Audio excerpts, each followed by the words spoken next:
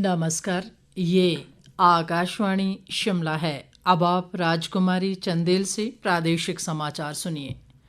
आज के मुख्य समाचार। प्रधानमंत्री नरेंद्र मोदी ने कहा, ऑपरेशन सिंदूर से आतंकवादियों के ठिकानों को नष्ट करके भारत ने पाकिस्तान को दिया करारा जवाब। प्रधानमंत्री ने बैजनाथ पपरोला सहित देश के 103 पुनर्विकसित अमृत रेलवे स्टेशनों का वर्चुअल माध्यम से किया उद्घाटन। राज्यपाल ने जताया आभार। मुख्यमंत्री ने केंद्र सरकार से हिमाचल में स्वास्थ्य सेवाओं को सुदृढ़ करने के लिए आवश्यक सहायता का किया आग्रह। और पूर्व केंद्रीय मंत्री व सांसद अनुराग सिंह ठाकुर ने कहा, ऑपरेशन सिंदूर हमारे नेतृत्व, भारत व भारतीय सेना की सफलता का प्रत्यक्ष प्रमाण। अब समाचार विस्तार से।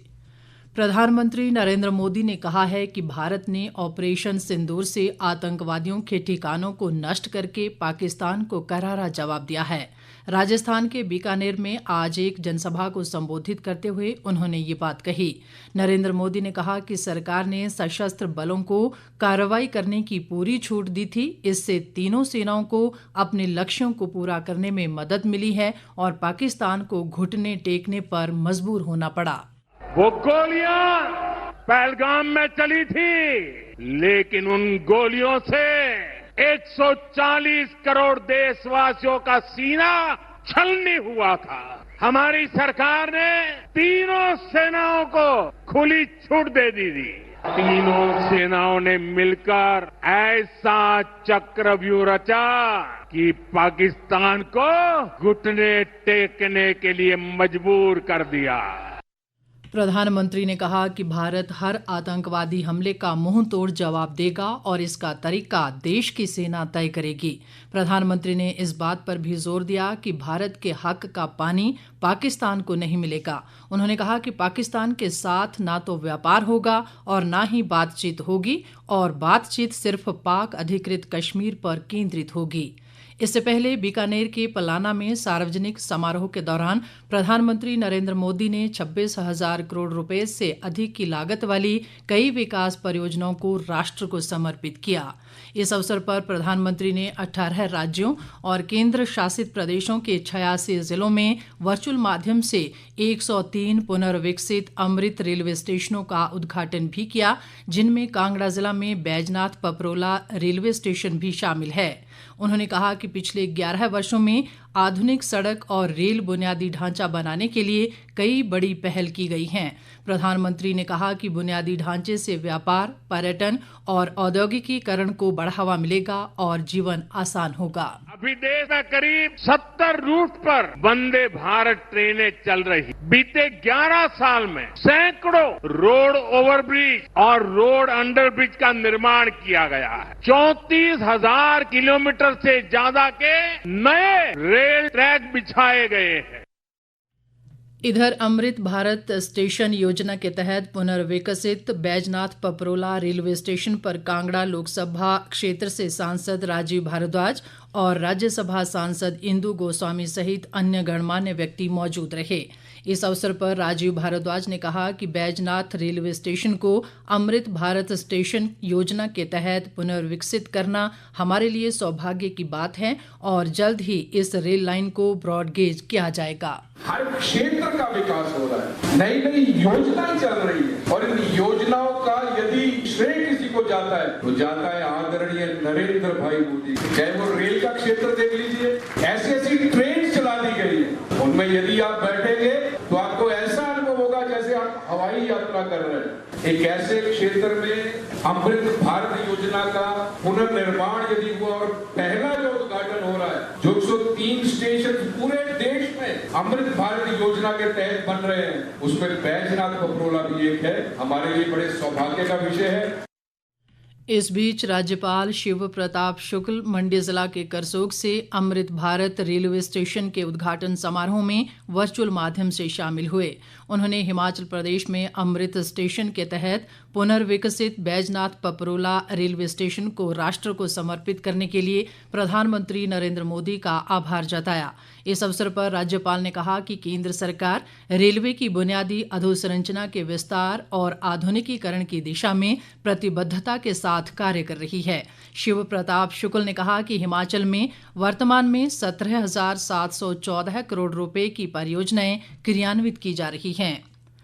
कुल्लू जिला की मणिकर्ण घाटी में आज दोपहर बाद अचानक पार्वती नदी का बहाव बढ़ गया और कसोल के समीप पार्वती नदी के किनारे से 2 लोग नदी में बह गए। पुलिस व प्रशासन की टीम द्वारा रेस्क्यू ऑपरेशन शुरू कर दिया गया है और एक व्यक्ति का शव बरामद कर लिया गया है, जबकि दूसरे की तलाश जारी है। कुल्लू जिला प्रशासन ने एसडीएम की अध्यक्षता में एक कमेटी का गठन किया है और कमेटी के सदस्य मौके पर पहुंचकर पानी के अचानक बढ़ने की जांच कर रहे हैं। ताज़ा समाचारों के लिए आप हमारे Facebook page all India radio news Shimla, x handle @AIR News _ और YouTube channel AIR Shimla news पर लॉगिन कर सकते हैं। प्रादेशिक समाचार आकाशवाणी शिमला से प्रसारित किए जा रहे हैं। मुख्यमंत्री सुखविंदर सिंह सुक्खू ने आज नई दिल्ली में केंद्रीय स्वास्थ्य व परिवार कल्याण मंत्री जगत प्रकाश नड्डा से भेंट की। इस दौरान उन्होंने हिमाचल में स्वास्थ्य क्षेत्र को सुदृढ़ बनाने के लिए आवश्यक सहायता के बारे में केंद्रीय मंत्री को अवगत करवाया। मुख्यमंत्री ने कैंसर केयर सेंटर के लिए केंद्र से सहयोग और प्रदेश में मरीजों को बेहतर उपचार उपलब्ध करवाने के लिए अस्पतालों में नवीनतम चिकित्सा तकनीक व आधुनिक उपकरण उपलब्ध करवाने का आग्रह किया। सुखविंदर सिंह सुक्खू ने पहाड़ी राज्यों की कठिन भौगोलिक स्थिति को ध्यान में रखते हुए विभिन्न योजनाओं के मानदंडों में ढील देने का भी आग्रह किया और लंबित धनराशि जारी करने की मांग की। केंद्रीय मंत्री जगत प्रकाश नड्डा ने कहा कि हिमाचल प्रदेश के हितों की रक्षा की जाएगी। उन्होंने राज्य को पूर्ण सहयोग का आश्वासन दिया। इस बीच मुख्यमंत्री ने केंद्रीय जल शक्ति मंत्री CR पाटिल से भी भेंट की और किशाऊ बांध के वित्त पोषण संबंधी मुद्दे पर चर्चा की। मुख्यमंत्री ने किशाऊ जल विद्युत परियोजना में हिमाचल के अधिकारों और हितों का ध्यान रखने पर बल देते हुए कहा कि केंद्र सरकार या परियोजना के मुख्य लाभार्थी दिल्ली, हरियाणा, उत्तर प्रदेश और राजस्थान को इसकी पूरी लागत वहन करनी चाहिए। सुखविंदर सिंह सुक्खू ने रेणुका बांध परियोजना में स्थानीय क्षेत्र विकास निधि और निःशुल्क बिजली घटक के मामलों पर विचार करने की बात भी कही। मुख्यमंत्री ने केंद्रीय मंत्री से जल जीवन मिशन के तहत लंबित राशि को जल्द जारी करने का आग्रह भी किया। केंद्रीय मंत्री CR पाटिल ने राज्य को हर संभव सहायता प्रदान करने का आश्वासन दिया। ऑपरेशन सिंदूर की सफलता के उपलक्ष्य पर भाजपा द्वारा देश सहित प्रदेश भर में तिरंगा यात्रा निकाली जा रही है। इसी कड़ी में आज सिरमौर जिला के पांवटा साहिब व नाहन में पूर्व केंद्रीय मंत्री व सांसद अनुराग सिंह ठाकुर ने प्रदेश भाजपा अध्यक्ष राजीव बिंदल और पूर्व मंत्री व विधायक सुखराम चौधरी के साथ तिरंगा यात्रा के तहत बाइक रैली निकालकर सेना के शौर्य का अभिनंदन किया। इस मौके पर अनुराग ठाकुर ने कहा कि ऑपरेशन सिंदूर से भारत ने एक बार फिर दिखा दिया है कि प्रधानमंत्री नरेंद्र मोदी के नेतृत्व में भारतीय सेना देश विरोधी गतिविधियों का मुंहतोड़ जवाब देने में सक्षम है।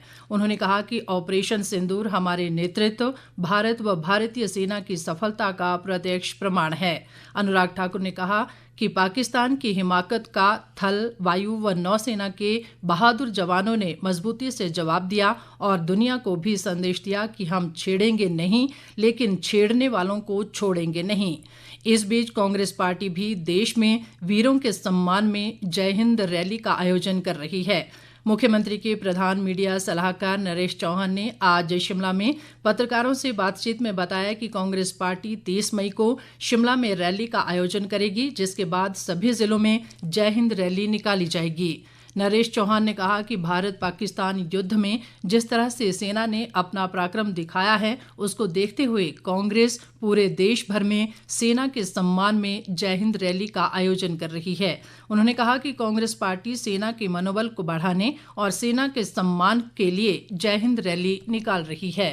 सभी लोगों को अपनी सेना को अब उनके शौर्य पे पूरा भरोसा है और बड़ी बहादुरी के साथ पाकिस्तान को इसका करारा जवाब। जिस तरह से सेनाओं ने सब कुछ किया, देश पूरा एकजुट था और देश की जनता, देश के पॉलिटिकल पार्टीज इस मुद्दे पे सब एक साथ, ये पूरी तरह से अपनी सेनाओं के लिए डेडिकेटेड है, जिन्होंने जो शौर्य दिखाया उनके साहस के लिए और उनके पराक्रम के लिए ये कार्यक्रम कांग्रेस पार्टी पूरे देश के अंदर कर रही है। 30 तारीख को हमने ये शिमला में रखा है प्रोग्राम, जिसमें सभी कांग्रेस के कार्यकर्ता और सभी नेतागण वो इसमें पार्टिसिपेट करेंगे। प्रदेश में आगामी 5 दिनों तक मौसम खराब बने रहने की संभावना है। मौसम विभाग ने 28 मई तक राज्य के कई क्षेत्रों में बारिश का दौर जारी रहने का पूर्वानुमान जताया है। मौसम विज्ञान केंद्र शिमला के वैज्ञानिक शोभित कटियार ने बताया कि अगले 5 दिनों के दौरान राज्य के निचले व मध्यवर्ती इलाकों में हल्की वर्षा के आसार हैं। उन्होंने कहा कि 23 व 24 मई को कांगड़ा, कुल्लू, मंडी, शिमला, सोलन और सिरमौर जिलों में कुछ स्थानों पर ओलावृष्टि व अंधड़ चलने का ऑरेंज अलर्ट भी जारी किया गया है। अंत में मुख्य समाचार एक बार फिर। प्रधानमंत्री नरेंद्र मोदी ने कहा, ऑपरेशन सिंदूर से आतंकवादियों के ठिकानों को नष्ट करके भारत ने पाकिस्तान को दिया करारा जवाब। प्रधानमंत्री ने बैजनाथ, पपरोला सहित देश के 103 पुनर्विकसित अमृत रेलवे स्टेशनों का वर्चुअल माध्यम से किया उद्घाटन।